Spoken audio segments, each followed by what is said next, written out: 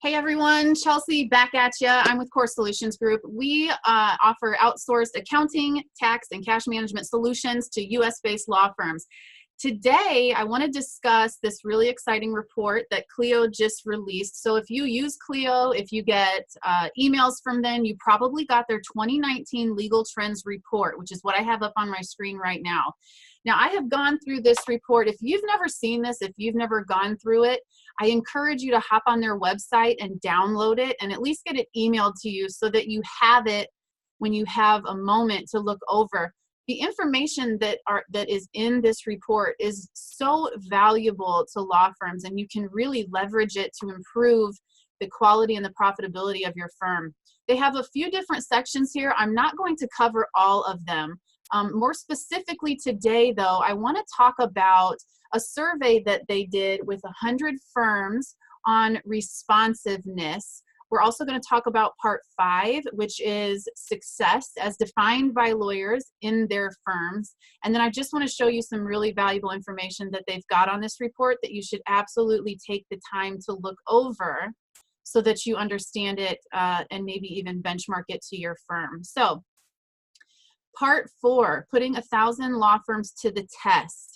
What they did here is they emailed 1,000 law firms and phoned 500 law firms randomly selected from that same group. So I've highlighted a few key comments here that I wanted to talk about.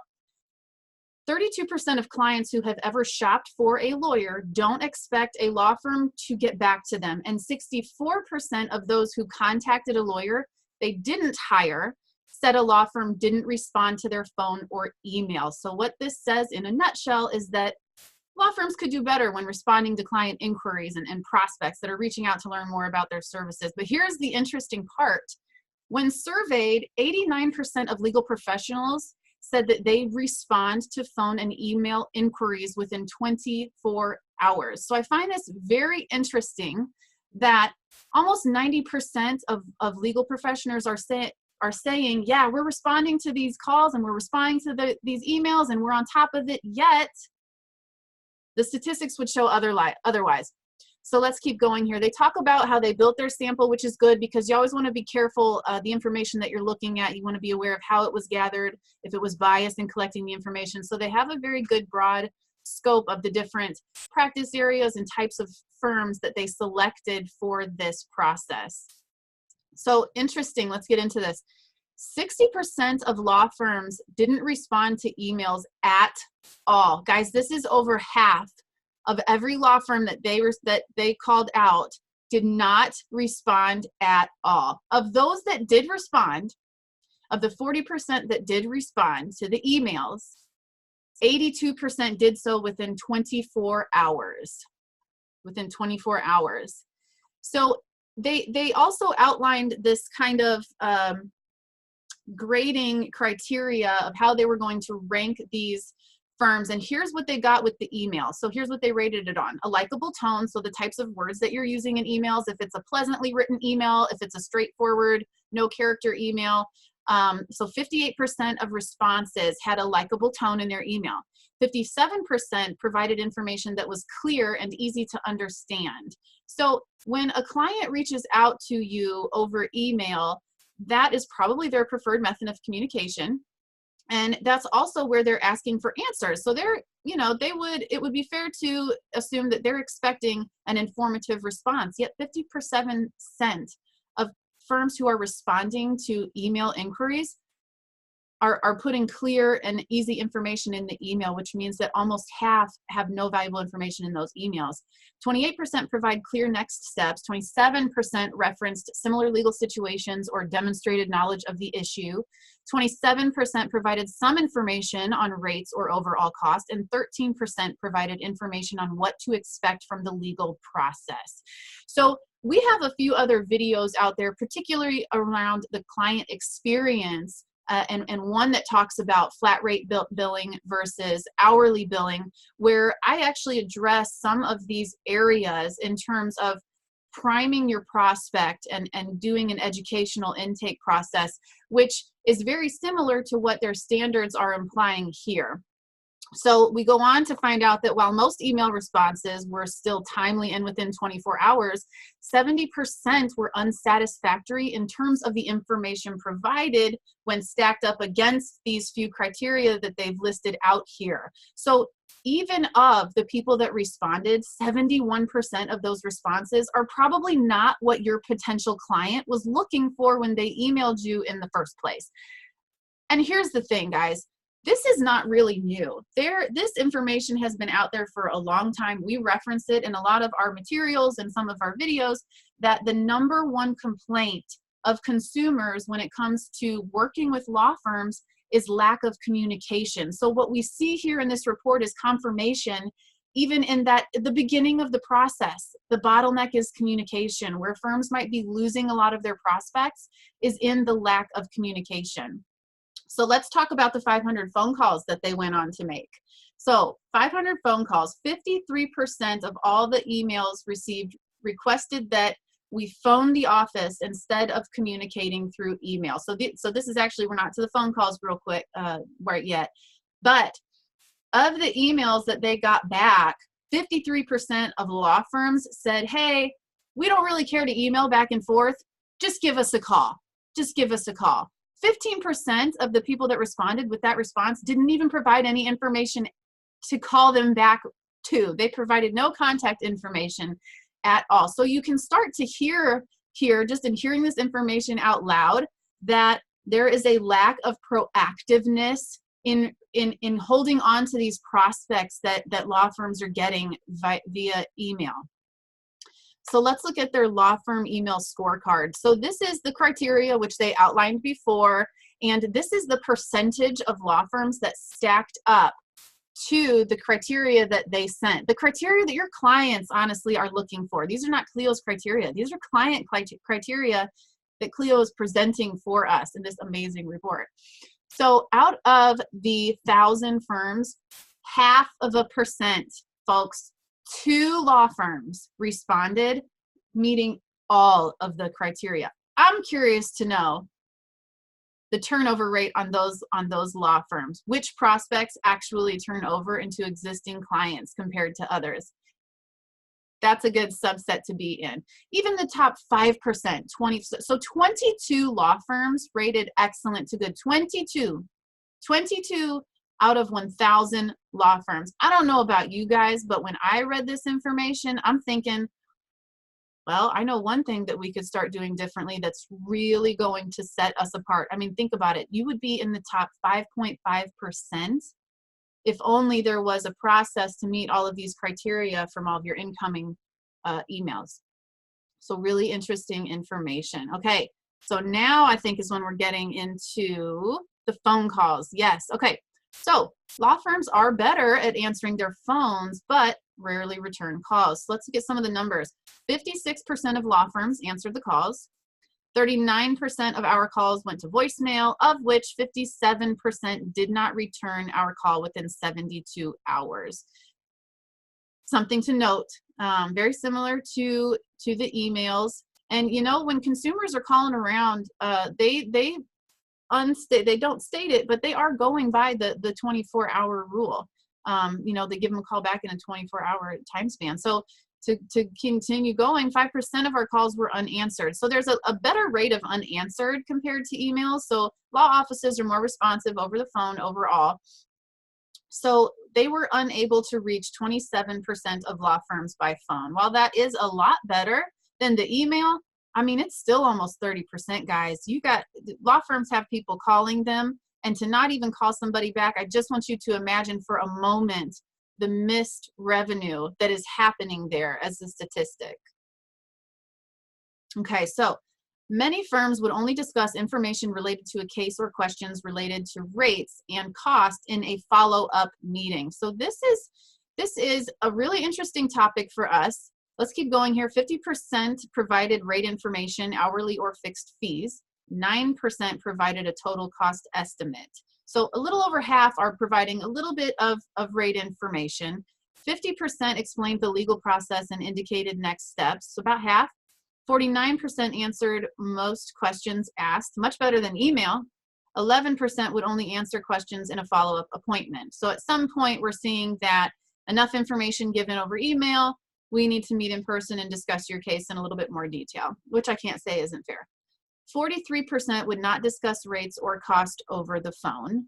11% referenced case examples with contextual information. So all this is really interesting information. I want to talk about the 43% would not discuss rates or cost over the phone.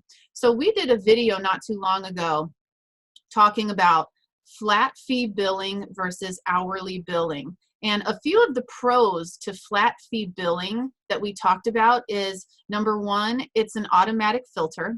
So if you have someone that calls your office and their bottom line is cost, you probably don't want them as a client. And at least by being forthcoming about your fees, if you're not the cheapest and that dictates whether or not they go with you, that saves you an hour of a consultation coming into the office. So there are a lot of advantages to flat fee pricing.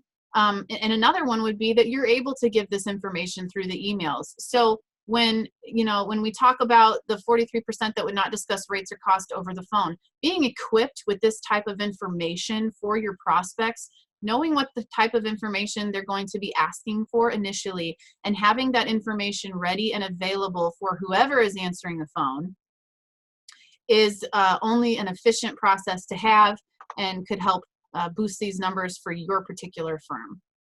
So here's the scorecard that they put out for the phone calls. 7% or 20 of the 500 rated excellent, and 9% or an additional 26% rated good. So in my opinion, another area of opportunity, if you're watching this, if you read this report, some really easy concepts and that can translate into processes that you can put into place in your firm to be part of the top 10%. So now they go on to analyze when answering the phone, when providing information, who provides what type of information. So 66% of lawyers who we spoke to over the phone were able to answer the majority of questions we asked them, compared to 43% of assistants.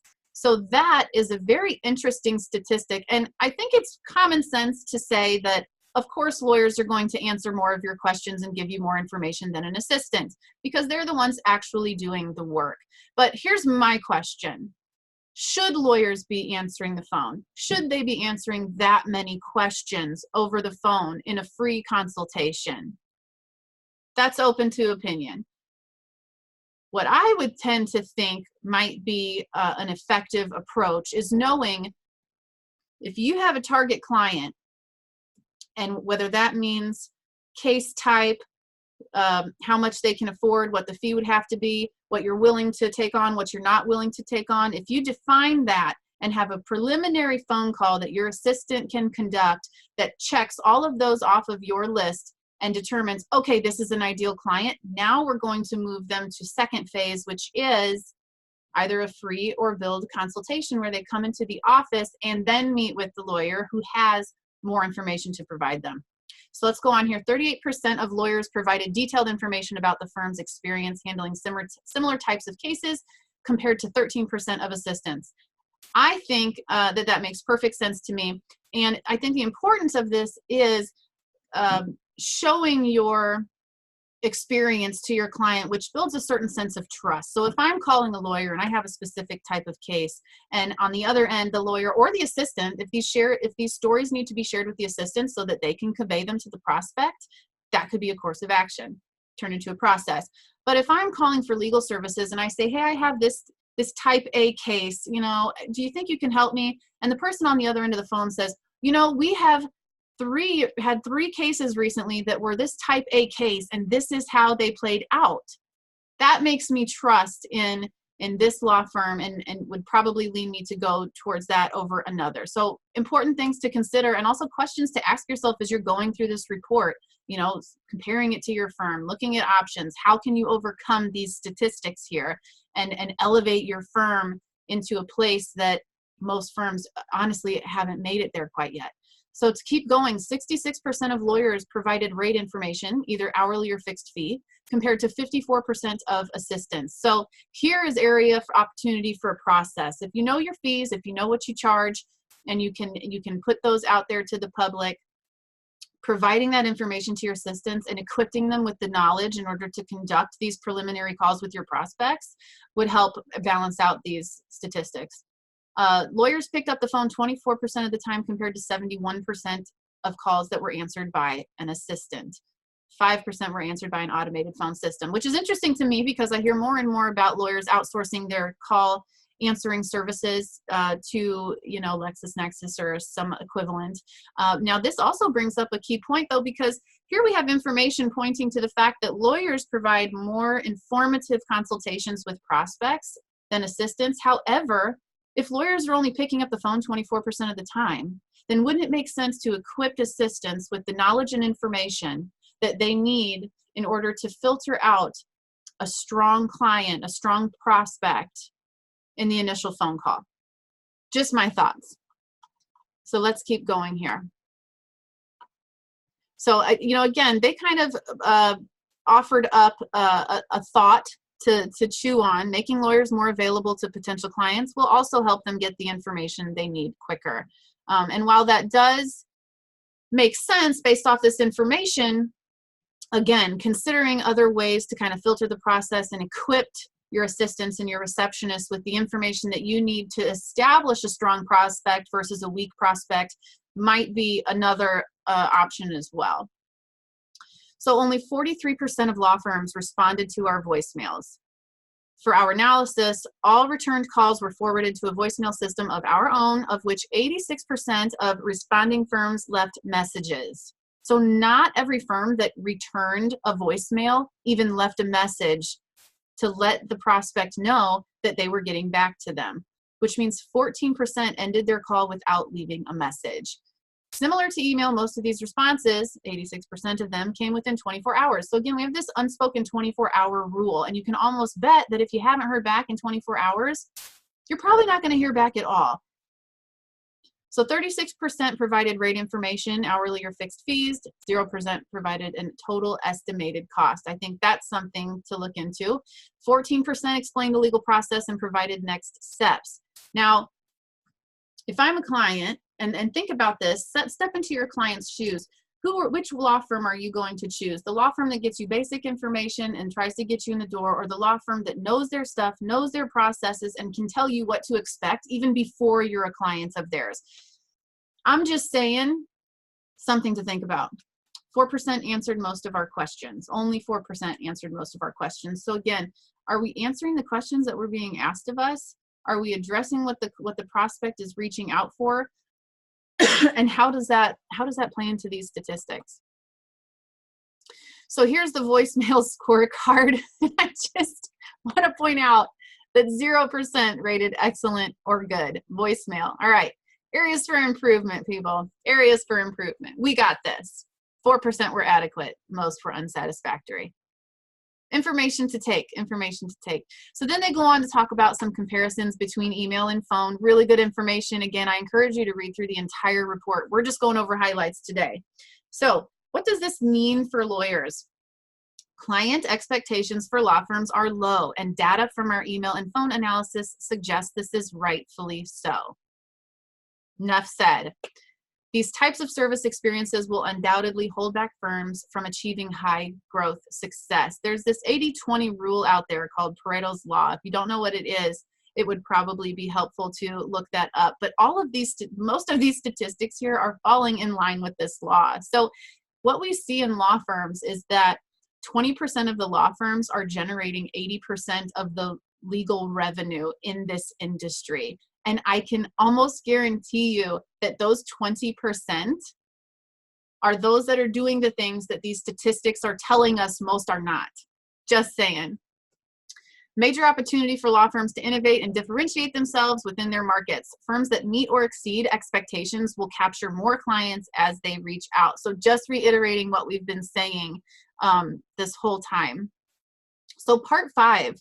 How prepared is today's lawyer to drive their firm's success? So this is a really interesting section. Again, we're only going to go through the highlights, but I encourage you to read every word. This stuff is really good, and Clio put in a lot of man hours and research to pull this report together every year.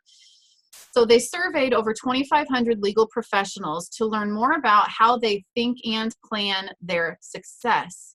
And they found 87% of lawyers agree that they want their firms to grow over the next 3 years.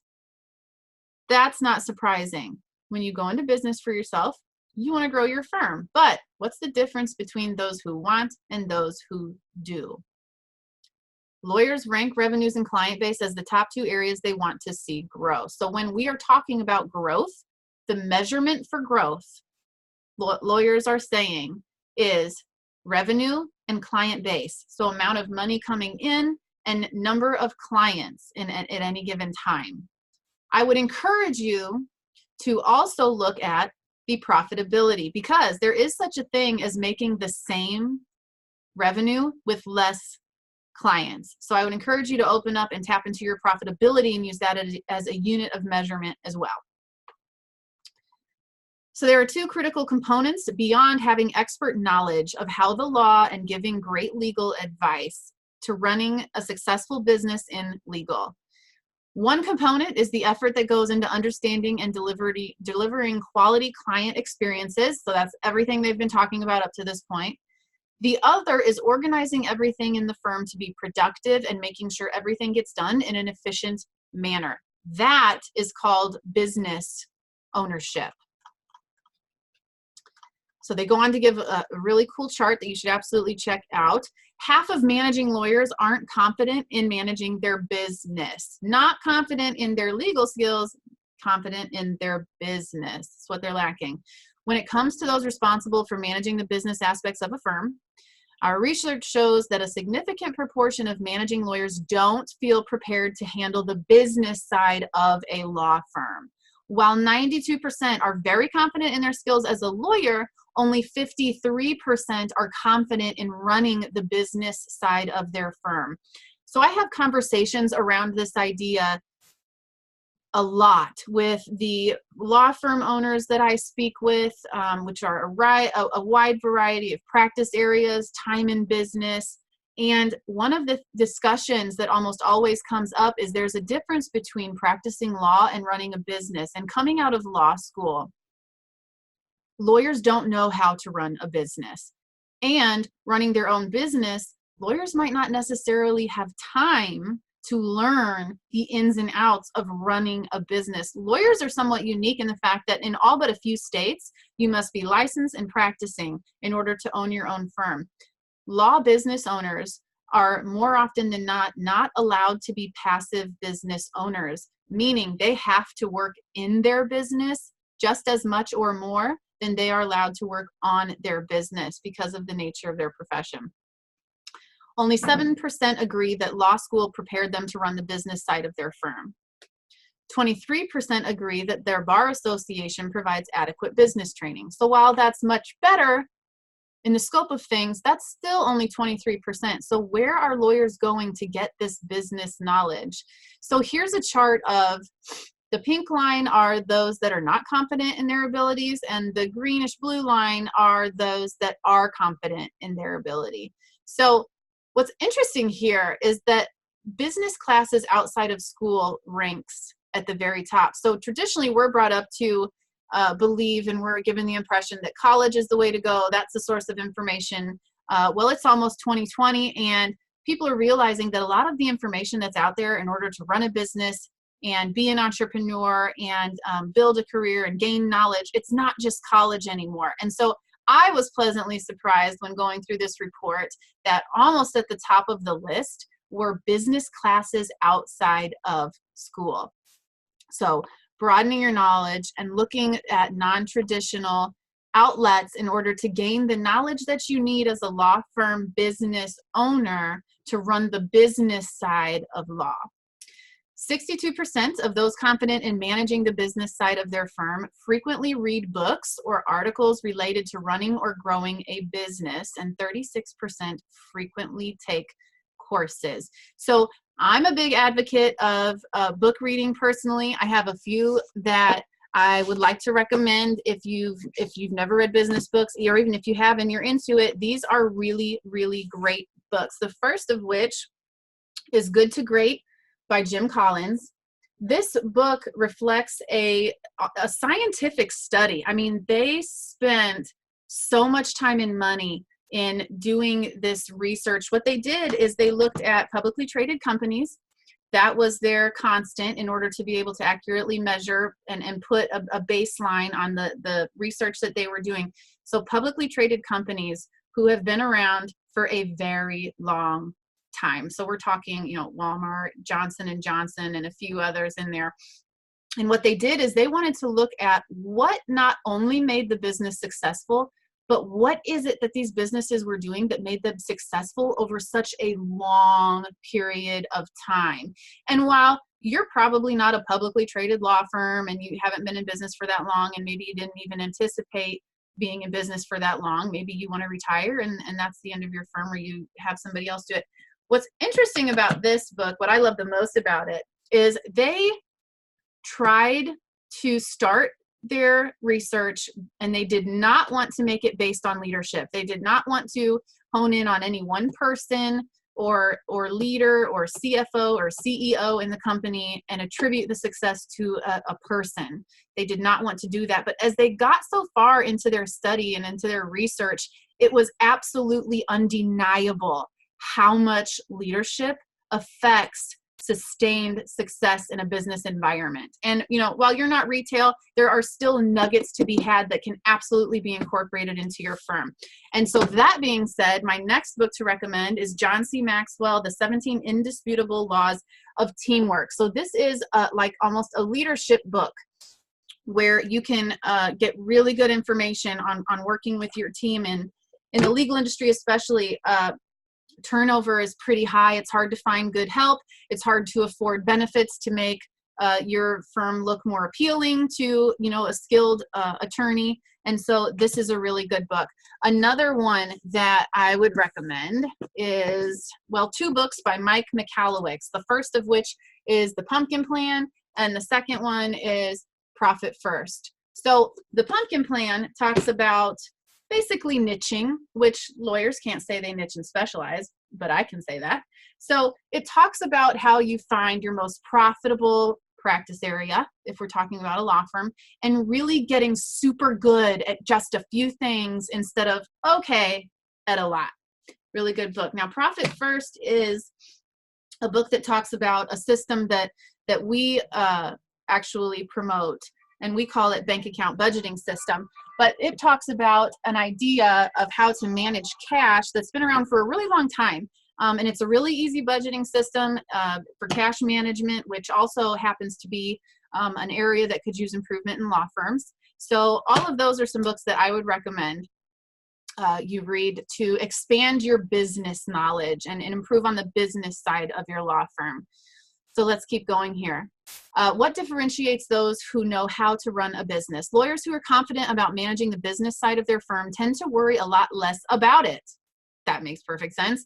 Only 32% are worried about something falling through the cracks compared to 78% who aren't confident about their business. So if this little bit of time investment in reading books or going to seminars or getting information or working with professionals who know how to run a business, imagine the amount of stress that could alleviate from a law firm owner, knowing that the business side of things are handled.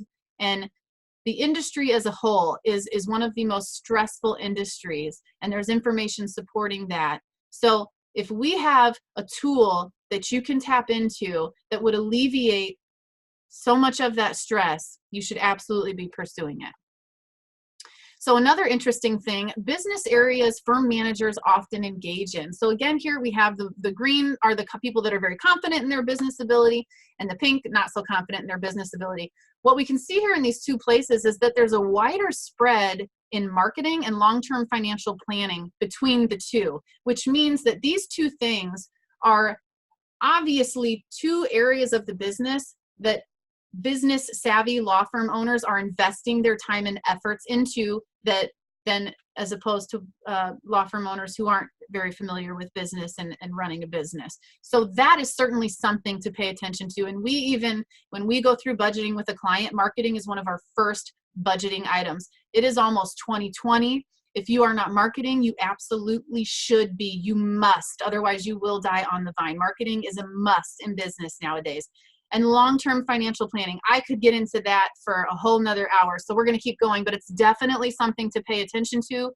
It is never, ever too soon to start planning long-term financially. You did not go into business for yourself to work 80 hours a week and hope to cash your paycheck. There are strategies out there that we can even help with to get you on the long-term track.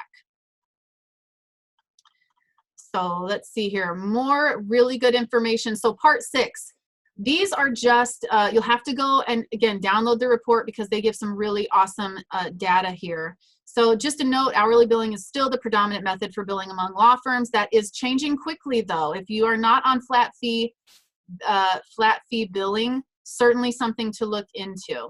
Hourly rates have steadily increased on average to $253 an hour in 2019. So that's good news. Here's a nice little chart of, you know, how those rates have performed over time, where they're headed. And then they get into some granular information about rates per state, hourly rates for the large metropolitan areas. Let's see here. Here's some interesting information. The average lawyer worked just 2.5 hours of billable work each day in 2018. 2.5 hours of the 8-hour day is what's being billed. Something has to change. When I see that, that's what I think. While this number is much lower than what the industry reports publish, other reports are based on self-reported survey data, which can often suffer from social desirability biases when it comes to reporting sensitive information like earnings. So, as I touched on earlier, when you look at reports like this, it's important to understand who's collecting the data, what pool they are pulling from to identify and acknowledge any biases, and how they're presenting that information and what's their interest in it. And so, you know, again, just a difference to make sure you're paying attention to when you look at numbers like this. So collection rates, this is very interesting. 14% never get paid. This could mean that clients just aren't able to afford their legal bills, or it could mean that law firms don't do a good job of following up on their invoices. If you're one that does not do a good job of following up on your invoices, we have a video out on our website and on our YouTube channel about how to set up an accounts receivable process. It is step-by-step. It is simple. It is one of the simplest cash bottlenecks that you can free up in your firm by following. I think there's just 4 steps on the process that we outlined. So you can head over to our YouTube channel or request it, and we'd be happy to get that to you. 50% of clients are more likely to hire a lawyer who takes electronic payments. So that is a very interesting fact that I wanted to highlight on this report as well. And the rest of this, again, still really useful stuff, but I didn't want to make a 3-hour-long video. So there are some really good charts here by state of the average billable hour. We've got, I think they even get it by practice areas down here. There's collections, realizations, just such good information. And then here's practice area specific information. So again, if you use Clio, you probably got this already. If you subscribe to their email list, you've probably got it. This is really, really good information. Absolutely go through it at your earliest convenience. And as always, if you all have any comments or questions, please reach out. We'd be happy to answer all of those. So y'all have a good day, and until next time.